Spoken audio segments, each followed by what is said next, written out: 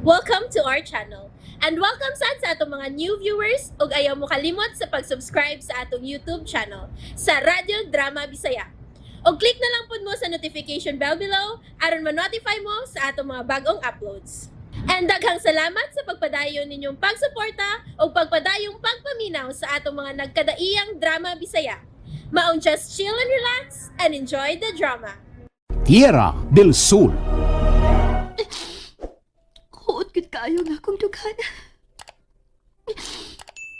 Sakit gid kaayo hunahon nga wala ang tao nga perming mo pabati sa iyang amahanong pagtagad. Sinoy po niyong... Brenna, Sakit gid kaayo hunahon ila binagay. Nawa pa gyud ang patay niyang lawas. Lisod sabton usahay ang mga panghitabo.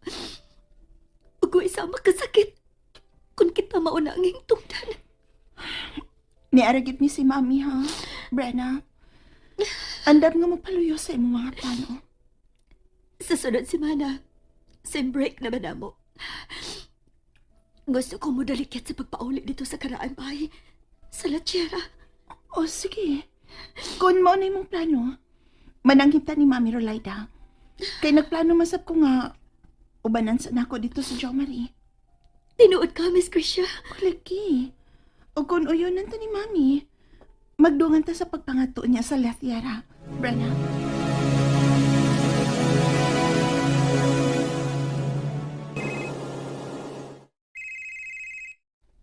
Oh. Si Ashing. Hello, Ashing. Asa ka babay, uy? Hello, sorry, gid ko ayo. Busy kay akong journey, Beshi. From Manila to Cebu, tungod kay... Unsa ako na kay Sikay pod lagi taon. Unsay tuyo, uy? Nanong nanawag ka? Miss Risha, nagabalita ko sa nahitabo ni Noy Punyong. Luoy ka, luoy niya, no? O lagi, ugol kayo si Brenna. Kay ingon pa niya, sama na sa ama ng pag-ilan niya ni Ini. Unya, unsa man yung plano?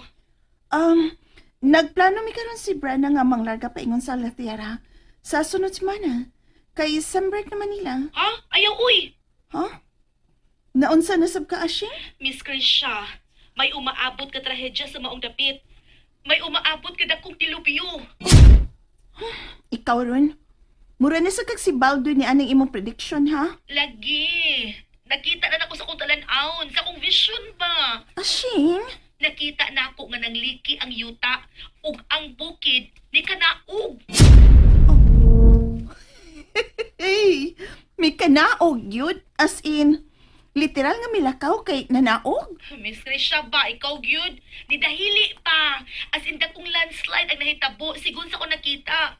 Oh, so scary as in. Ashing? Basta kay disulti lang gyud ko nimo bahin sa akong vision. Ay, ginoo ko ni mong bayhana ka, uy. Kalara ba ni magdila? Hala, mo na gisulti ni Ashing? Yes, Brenna. Og naibaw ba yagyut ta ha? Unsa kalagba ng bayhana?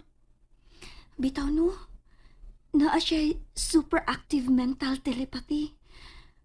Usa ka talag sa umatang sa abilidad nga dili lang makabasa og una sa tao, kundi lakip na sa mga lakaw sa panahon. But there's no scientific evidence that humans can use active mental telepathy without technological assistance. Yes, I know, right?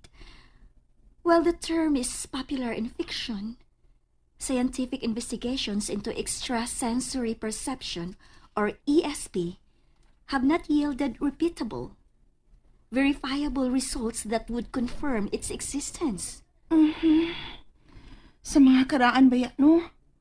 Nag-base lang sila sa fiction kaysa science. Pero, tukma sad ba ya? Tungod kay naay mga tao nga heavenly gifted, ug dili ka na dawaton nga theory sa science. Husto ka, Brenna? Daghang mysteries ang wa pagin matugkad sa science hangtod karon. Only theories.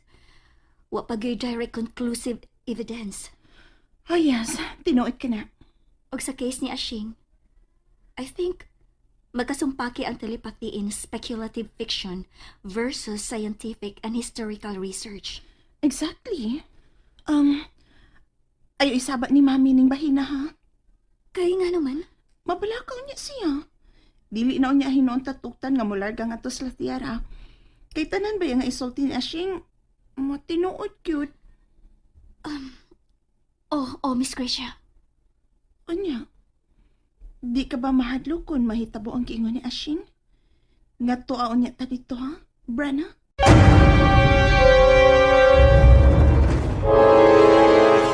Dili ko mahadlok. Brenna? Ang importante nga masiguro lang po nako nga luwas ang akong theater sila. Pinangga gyud kayo ni mong imong tiyatar sila, no? Siya naman lang gud ang katupusan kong kadugo nga nahibilin. Ay, super believe na gyud kay ko sa imong kabuutan, Brenna. Bisan og na ako'y kayubos niya. Pero, nag-isip lang gihapon kung usa ka na kong utang kabubuton sa pag-atiman o pagpadako niya nako, Miss Gracia. What if naa pa na kay mga kaliwat nga wa pa lang nimo mailhi, ha, Brenna?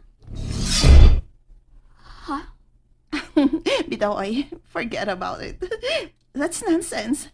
May kalito kong santop sa kong huna-huna. Tubagon lang sa dako ang giingon mong nonsense nga pangutana ha. Oh, sige pa. Good pananglit na aman. Muhangop gid ko sa kalipay. Nangandoy gyud ko nga naalang unta, Miss Gracia.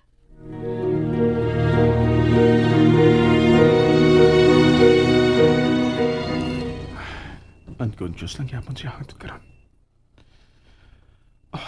Diyos ko. Ayog itugot nga mapildi si Maki.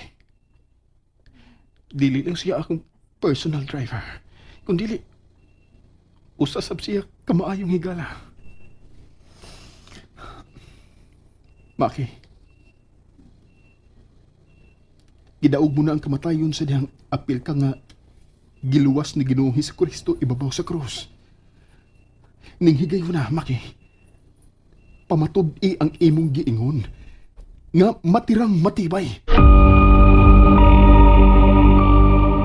Asa ka karon, Jo Marie? Niya karon sa ospital, Krisha. Gikan kong nagsusi sa kahimtang ni Maki. Okay. Nakay toyo na ko? Kuan, magpahibara ko nga mo anak mi si Brenna diha sa La Tierra sunod si Mana. Oh, oo niya ang klase ni Brenna. Sem break naman nila, Kuan. Sige, okay ra. O niya, nagpahibaw na mo kang Tita Rolaida? Wa pa, pero sure ko nga dili siya mo palipad. Unsay reaksyon ni Brenna human masayod sa nahitabo kang noypon niyo? Ay, naluoy ni si Mami kang Brenna. Kay mura bag anak siya nga nawad ag amahan. Mau ba, Krisha? Modalikat siya diha. Kay mamasin nga makita na ang pating lawas ni Noypon yung nga nawa. Kay gusto ko nun yung makita sa katapusan higayon. Padayon pang kapulisan sa pagpangita kung kinsagid ang nagkuha sa patang lawas ni Aning Noyponyong. Maayo untag may progress na unya, Jo Marie. Hinaot panta. Atong iyampo ka ng bahina, Krisha.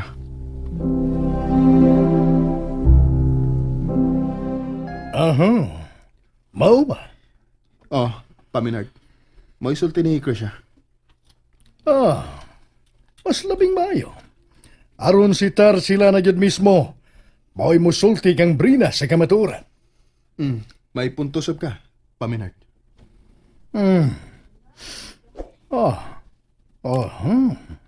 Atore, kumusta naman di tuod ang kahimtang karon ni Waki, ha? Unconscious pagyapon pa. Nabalaka ko nga mabugtuan gid unya siya. Iho, Jo Marie. Palihog ipadayon ang pagpangita sa nahanaw nga patayng lawas ni Aning Noyponyong. Wa ko magurong. Kanunay kong nagpaluap ning kasuha sa hingtungdan nga ahinsya sa gobyerno. Ang kaso ra ba ni Aning Baydarwin? Na-close ra og sama niya. Kalawa sab dayon. Dili ko kinilungan hangtod nga may mahipos nga kasayuran ang mga otoridad. Muprang kala ko nimo, pa. Ha? Nagduda ba ako? Nga ang kulto mo'y responsable niya itong kalit nga pagkahanaw sa patayng lawas ni Aning Baydarwin. Oh.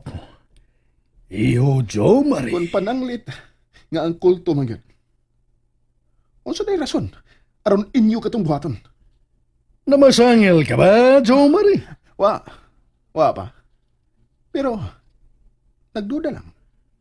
Maong nangutan ako nimo karon. Amot. Bagang sa ilong. Huwag kay lami ikasulti, Jo Marie. Oh. Buena bides. Pa, kalma lang. Alagas ko. Nagpataka ka na nag-ukab anang baba mo. Ayaw pa ila nga guilty ka.